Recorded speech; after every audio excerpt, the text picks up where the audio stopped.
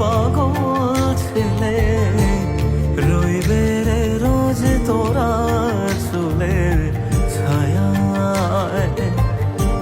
তুই নাকি মাসার বোঝনি, তোর কাছে নয় কিছুই কঠিন।